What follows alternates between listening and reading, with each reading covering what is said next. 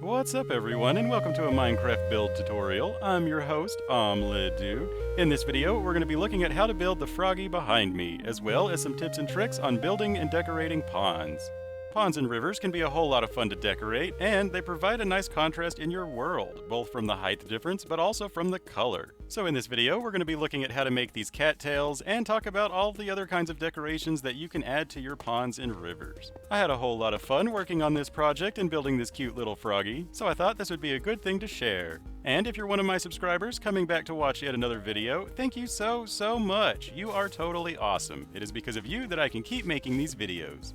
So whether you're starting from scratch or you already have a lake or river in mind, I'd like to replace the bottom blocks with mud. The dark color gives a nice contrast with the blue water. Also, moss can make a really nice outlining block. Just kind of line up some moss and then you can let bone meal do the rest. Continuing to bone meal out the moss can really help blend it in with the rest of the terrain. I also like, if there are trees around, to use the muddy roots. The muddy roots with trees can provide a really nice detail for your lakes and rivers. So it's like the trees are growing their roots into the lake or into the river. Just be sure to mix in a little regular mud so that it kind of blends together a little smoother. The more mud that's around the tree, the more the roots will kind of blend in. And as with any sort of detailing, just remember to have fun with it. Don't take it too serious, just kind of poke out some blocks and replace them and figure it out as you go. Another thing that ends up looking pretty nice is when you drag your outlining blocks down into the water. So in this case, we're going to take some moss and we're going to drag it down just kind of randomly down into where the water's going to be. Be sure to speckle it on the outside a little bit so that it transitions nicer. Normally I would spend more time sprinkling it out into the surrounding terrain so that it transitions a little smoother, but for the video's sake, I'm going to try to just get it done as fast as I can and give you examples. Another thing I like to do is to add little stone sections, like there was some underlying stone under the ground that all the mud got washed away from, but the stone remained. I like to start off with regular stone and then put a few cobblestone next to that, so like the plants in the water have like degraded it over time. Then add some mossy variations where the plants are actually growing up to the stone, and then carry that down into the water and transition it again. Again, with stones and rocks, just be sure to have fun with it. You know, go nuts with the slabs and go nuts with the stairs. Place stairs next to stairs so that you end up with these little pebble looking things. And you know, just go crazy, have fun. The crazier it is, usually the better that the rocks will look. And a lot of times I'll transition the mossy stone back into regular stone the deeper into the water that it gets, so that like the plants, you know, can't grow quite as well, like fully submerged. And again, like I said before, with any of these details, it's better to sprinkle out the edges a little bit more than I actually did. That way it transitions better into the rest of your terrain. But a lot of times that requires, you know, placing a block here and then removing it and placing a single block somewhere else until you're satisfied. But when you're ready to fill in your pond, just remember that if you place water buckets all along the blocks and all along the bottom, eventually it will just fill up.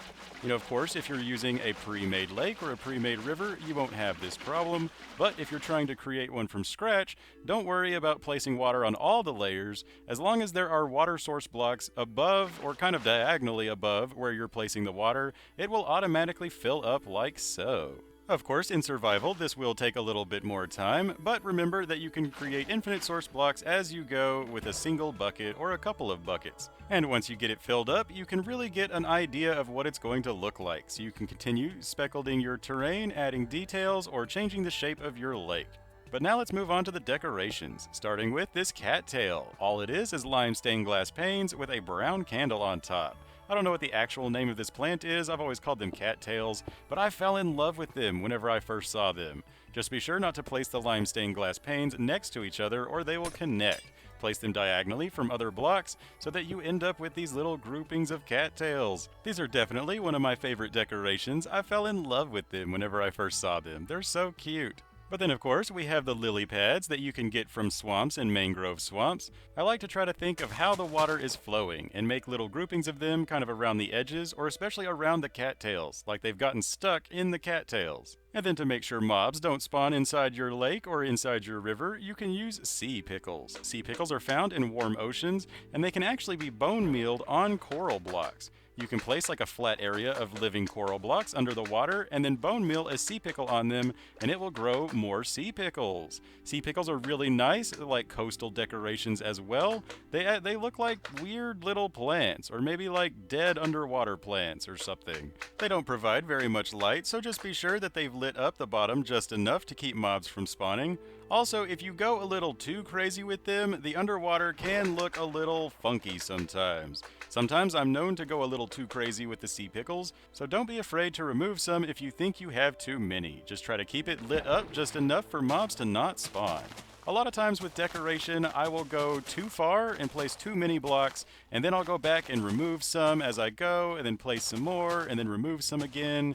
You know, like a nice little push and pull. I think that ends up with the best results. But then when it comes to seagrass, I like to place them kind of along the edges or around areas that I think the water is going to be still and fertile. Meaning that like if I brought dirt or moss kind of down into the water, I like to place more seagrass there than where I put like stone or roots. You know, like the roots are stealing the nutrients from the seagrass. But then another nice little decoration, you can place a pot with an azalea tree, and it kind of looks like an alternative lily pad.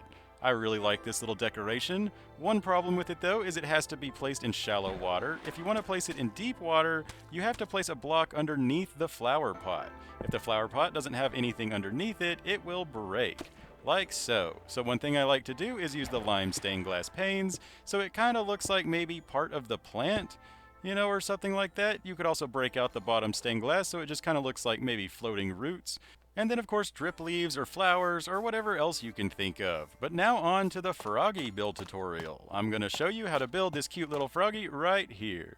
So let's start off by building a lily pad that the Froggy is sitting on. You can use any green block or any mixture of green blocks. A lot of times mixing up different textures can end up looking really nice. I would also recommend using either some moss or some green wool. I'll explain why later on, but also this lily pad needs to be at least 11 by 11 because our Froggy is going to be around 9 by 7. So I would recommend starting off by making an X that is 11 by 11, just so you know where your lily pad is going to be, and then go back in and just fill it up with all the different green blocks that you desire.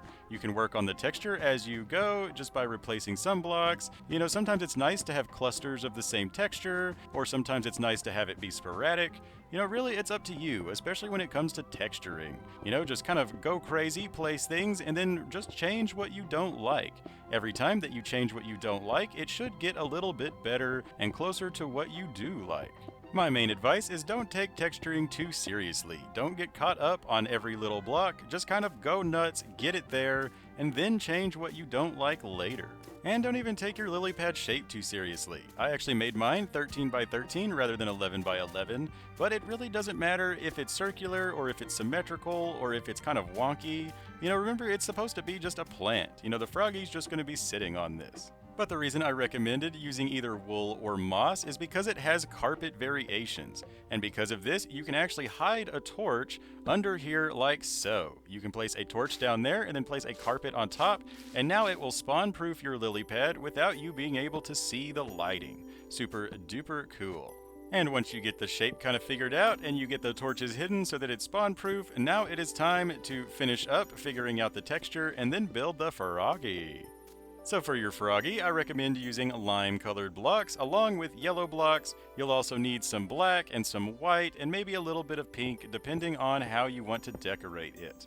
But start off by placing the feet so that you know where the front of it's going to be. And then behind his feet, we're going to build his tummy by placing 5 yellow blocks. Or you can use any color that you want to, just whatever you want his tummy to be. And we're going to build 2 rows of that, but then on the 3rd row, we're going to go out by 1 like so. This is going to be the bottom of his mouth.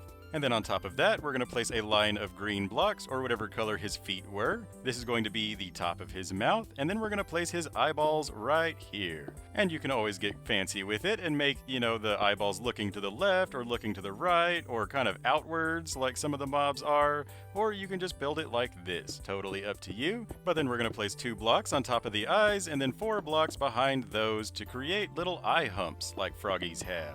And then from under here, we're going to build blocks back like so, 2 away from the eyes to create his back. You could always make him longer or shorter if you so desire, but then we're going to fill in this row right behind his tummy with our lime Froggy color.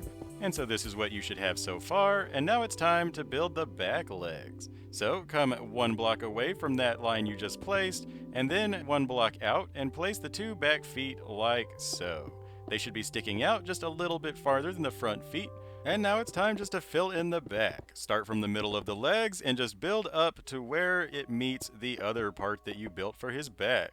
Then fill in the sides. You might want to place a torch inside of him so that you don't get mobs spawning on the inside of your Froggy, but then you're done. And now if you want to kind of tweak his shape or tweak his texture, it is all totally up to you. This is just the basic idea. I will show you a little bit of what it looks like if you tweak some of his back blocks or if you add some texture. I do like to add some concrete powder alternatively into his skin so that you end up with it looking a little warty. But you can also kind of smooth out his back like this to make him look, like a different shape, a little less square. Totally up to you. Just kind of play around with removing a block here and placing a block there until you find a shape that you really enjoy. Then once you've figured out the shape, it's time to texture it. Like I said before, I really like using the concrete powder with the regular concrete. I think that looks really nice. It looks kind of warty or bumpy and less smooth. But as with all things, it is totally up to you. You can go as crazy as you want or as subtle as you want. Oh, I almost forgot though, I recommend placing cute little pink concrete blocks diagonally up from his mouth. That really makes him look so happy. I really like that. I think that's a nice little finishing detail, but again, that's totally up to you. If you don't want him to look quite as happy or blushy, then just don't use the pink block.